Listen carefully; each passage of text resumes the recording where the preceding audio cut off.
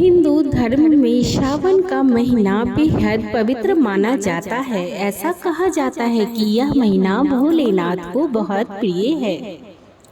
इसीलिए इस महीने में आने वाली अमावस्या का महत्व और भी बढ़ जाता है। धार्मिक मान्यताओं के अनुसार इस महीने में अमावस्या का व्रत करने से पितरों के आत्मा को शांति मिलती है। हरियाली अमावस्या के दिन वृक्षारोपण का विशेष महत्व है। इस दिन पेड़ पौधे लगाने से पर्यावरण संरक्षण के साथ साथ धार्मिक पुण्य की प्राप्ति होती है।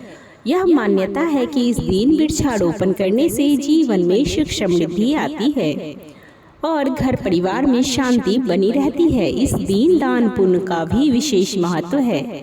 यदि आप भी सावन अमावस्या के दिन अपने पितरों की आत्मा की शांति के लिए व्रत रखने की सोच रहे हैं तो आपको उस दिन इस कथा को जरूर पढ़ना चाहिए और सुनना चाहिए। ऐसा कहा जाता है कि इस कथा को पढ़ने से पितर बहुत जल्दी प्रसन्न हो जाते हैं। अब आइए श्रवण करते हैं हरियाली अमावस्या की व्रत कथा। एक समय की बात है, एक राजमहल में अपने परिवार के साथ राजा सुखपूर्वक निवास किया करता था। उसका एक पुत्र था जिसकी शादी हो चुकी थी। राजा की पुत्रवधू ने एक दिन रसोई में मिठाई रखी हुई देखी तो वह सारी मिठाई खा गई। जब उससे पूछा गया कि सारी मिठाई कहाँ गए तो उसने कहा सारी मिठाई तो चूहे ने खा लिया। यह बात चूहों ने सुन ली और वे इस गलत आरोप को सुनकर अत्यंत क्रोधित हुए।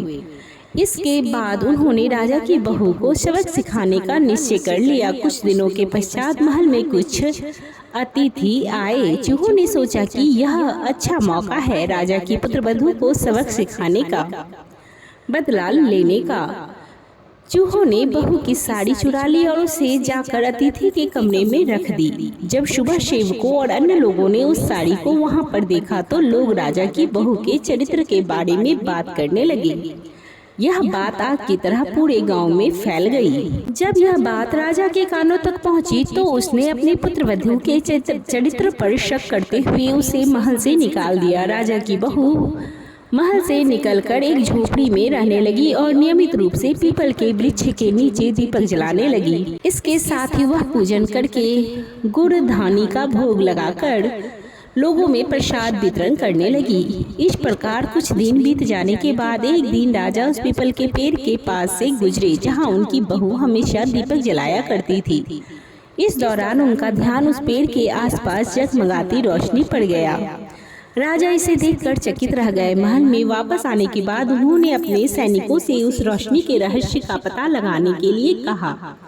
सैनिक राजा की बात मानकर उस पेड़ के पास गए। वहां पर उन्होंने देखा कि दीपक आपस में बात कर रहे हैं।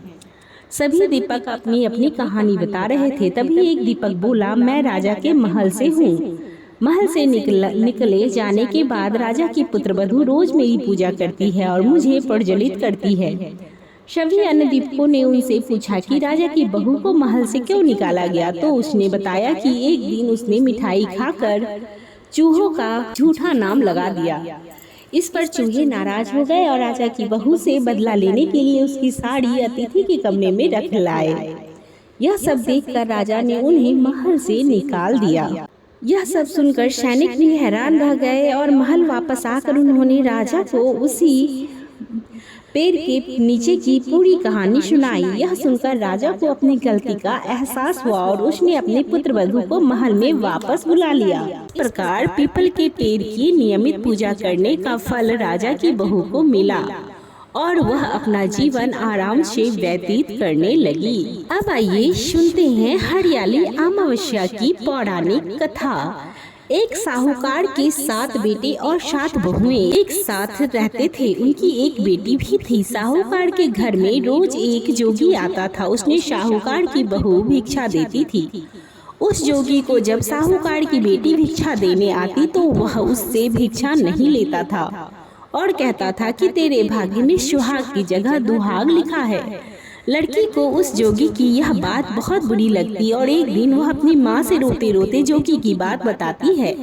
सारी बात सुनकर माँ कहती है कि कल जब जोगी आएगा तब मैं सुनती हूँ कि वह क्या कहता है और क्यों कहता है। अगले दिन फिर जोगी आता है और साहूकारनी छिप कर बैठ जाती है और लड़की को भिक्षा देने भेजती है। जोगी उससे भिक्षा नहीं लेता और फिर वही बात दोहराता है कि तेरे भाग में सुहाग की बजाय दुहाग लिखा है। लड़की की माँ बाहर निकल कर आती है और जोगी से कहती है कि एक तो हम तुम्हें भिक्षा देते हैं और तुम हमें गाली देते हो।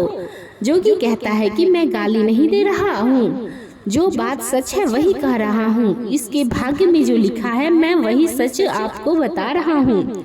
सारी बातें सुनने पर लड़की की माँ कहती है कि जब मुझे सारी बात पता है तो इससे बचने का उपाय भी पता होगा, वह बताओ। जोगी कहता है कि 7 समंदर पार एक धोबन रहती है, उसका नाम सोना है। वह अमावस्या का व्रत करती है। अगर वह आकर इसे फल दे दे तो इसका दुहाग टल सकता है, अन्यथा विवाह के समय सर्प के काटने से इसके पति की मृत्यु हो जाएगी।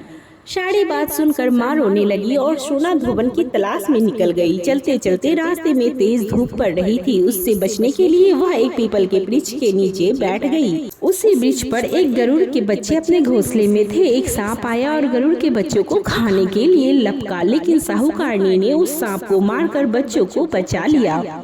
कुछ देर के बाद गरुड़नी आई और सब जगह खून देखकर साहूकारनी को चोट से मारने लगी। साहूकारनी बोली कि एक तो मैंने तेरे बच्चों को सांप से बचाया और तू मुझे ही मार रही है। सारी बातें जानने पर गरुड़नी बोली कि तूने मेरे बच्चों की रक्षा की है, इसीलिए मांग, जो चाहती है मांग। साहूकारनी गरुड़नी से कहती है कि मुझे 7 समंदर पार सोना धोबन के यहाँ छोड़ दो, और गरुड़नी ने वैसा ही किया। साहूकारनी वहाँ पहुँच तो गई, लेकिन सोचने लगी कि इसे कैसे मनाऊं। सोना धोबन की भी 7 बहुएं थी, लेकिन घर के काम को करने के लिए सदा आपस में ही लड़ती झगड़ती रहती थी। रात को जब सब सो जाती तो साहूकारनी घर जाती और चुपके से सारा काम करके उजाला होने से पहले चली भी आती।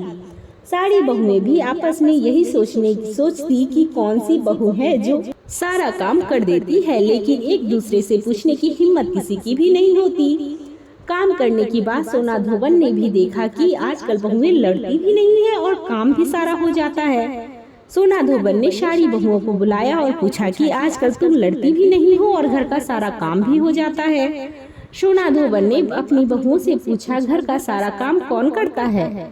बहुएं सास से झूठ कहती है कि लड़ाई करने से क्या फायदा, इसीलिए हम मिलकर काम कर लेते हैं। सोना धोबन को अपनी बहुओं की बात पर विश्वास नहीं होती और वह रात में जागकर स्वयं सच देखना चाहती है कि कौन घर का सारा काम करता है। रात होने पर सोना धोबन छिप कर बैठ जाती है कि देखो कौन सी बहू काम करती है। रात हुई तो वह देखती है कि एक औरत चुपके से घर में घुस रही है। वह देखती है कि उसने घर का सारा काम कर दिया और जाने की तैयारी में है।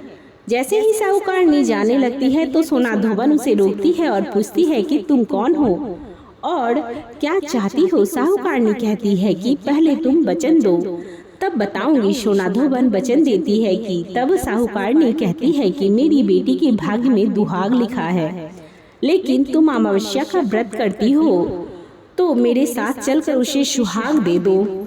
सोना धोबन वचन से बंधी थी तो वह साहूकारनी के साथ चलने को तैयार हो जाती है। जाते हुए सोना धोबन अपने बेटों और बहुओं से कहती है कि इस दौरान इस औरत के साथ इसकी बेटी को सुहाग देने जा रही हूँ, लेकिन अगर मेरे पीछे तुम्हारे पिताजी को कुछ हो जाए तो उन्हें तेल के कुएं में डालकर रख देना। सोना धोबन साहूकारनी के घर पहुँच जाती है। साहूकारनी अपनी बेटी का विवाह करती है तो फेरों के समय सोना धोबन कच्चा कड़वा दूध तथा ताड़ लेकर बैठ जाती है। कुछ समय के बाद सांप आता है और दूल्हे को डसने लगता है तो सोना धोबन ने करवा आगे कर ताड़ से सांप को बांध दिया और सांप मर गया। अब सोना धोबन ने लड़की को सुहाग दिया और कहा कि अब तक मैंने कितनी अमावस्या की है वह साहूकार की इस लड़की को मिलेगा। अब आगे जाकर अमावस्या मैं करूंगी, उनका फल मेरे पति को और मेरे बेटों को मिलेगा। सभी लोग अमावस्या माता की जय जयकार करने लगे। सोना धोबन अपने घर वापस जाने को तैयार हुई तो साहूकार ने कहा कि तुमने मेरे जमाई को जीवन दान दिया है, इसीलिए तुम जो चाहो मांगो। सोना धोबन बोली कि मुझे कुछ नहीं चाहिए और वह चली गई। रास्ते में चलते हुए फिर से अमावस्या आ गई। उसने पीपल के पेड़ के नीचे बैठकर कहानी कही, व्रत रखा और पीपल के पेड़ की 108 बार परिक्रमा की। पीपल के पेड़ की पूजा के बाद वह घर जाती है तो देखती है कि उसका पति मरा पड़ा है। अब रास्ते में जो अमावस्या उसने की थी उसका फल अपने पति को दे दिया, जिसके प्रभाव से वह पुनः जीवित हो गया। सब कहने लगे कि तूने ऐसा क्या किया जो तेरा पति जिंदा हो गया। वह कहती है कि मैंने तो ऐसा कुछ नहीं किया है, बस रास्ते में अमावस्या तिथि आ गई थी जिसका मैंने व्रत किया। कहानी कही और पीपल के वृक्ष की 108 बार परिक्रमा की। अब सारी नगरी में ढिंढोरा पिटवा दिया गया कि हर कोई अमावस्या का व्रत करेगा, पूजा करेगा, कहानी कहेगा और पीपल के वृक्ष की 108 बार परिक्रमा करेगा। हे अमावस्या माता, जैसा आपने शाहूकार की बेटी का सुहाग दिया, जैसे आपने सोना धवन को सुहाग दिया, वैसा ही सबका सुहाग बनाए रखना। बोलिए अमावस्या माता की जय। हर हर महादेव। इसी के साथ यह कथा यहीं पर समाप्त होती है। कमेंट बॉक्स में अमावस्या माता की जय, हर हर महादेव लिखना बिल्कुल भी ना भूलें। अगर आपका कोई सुझाव हो तो वह भी कमेंट बॉक्स में जरूर लिखें। अभी तक हमारे वीडियो के साथ बने रहने के लिए आपका धन्यवाद।